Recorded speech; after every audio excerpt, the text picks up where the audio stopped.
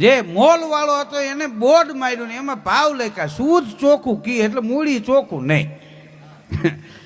એના 500 રૂપિયા કિલો. દુકાનવાળો વાંચી ગયો, નળિયાવાળી દુકાન, એને કાળું બોર્ડ બીજે દી માર્યું, એને શુદ્ધ ચોખ્ખું ઘી 400 કિલો કર્યું.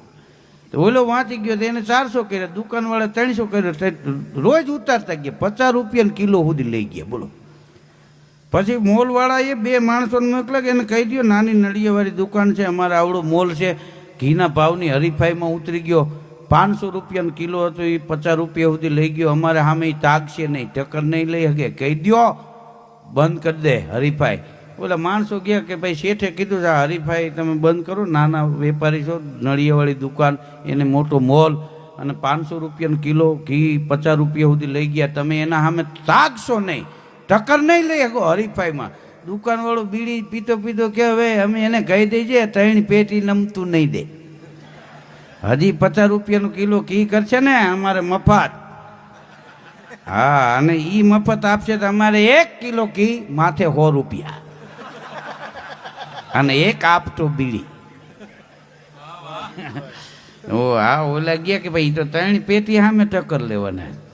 મોલ વાળાને પરસે વળી ગયું કે આ આવડો મોટો આપણે મોલ ને એવી નળિયાવાળી દુકાનને 3 પેટી ટક્કર લે. હા, એનું કારણ શું? તો કે એ ખબર નથી, કે જાઓ પૂછી આવો. વળી ઓલા આવ્યા શેઠે મોકલ્યા કે શું છે?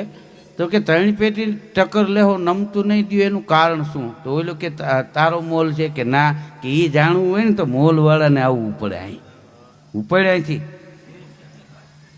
ભૈયા ગયા ઓલા.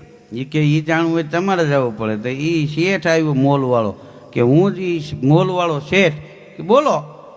તો કે તમે 3 પેટી અમારા સામે હરીફાઈમાં ટક્કર લેવો ભાવમાં, એનું કારણ શું? તો ઓલો કે એ જાણવું હોય 5 લાખ રૂપિયા લેતો હોય, મફતમાં ન કહેવાય.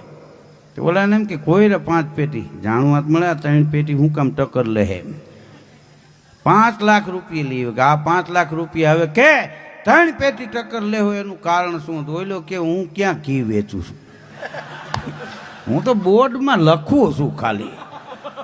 હરામ, અમે 3 પેટી કે ખાતું નથી વેચતા. હા, હવે તો 7 પેટી નમતું ન દે, અત્યાર સુધી તો કડકા હતા, હવે તો 5 પેટી આવી ગયા.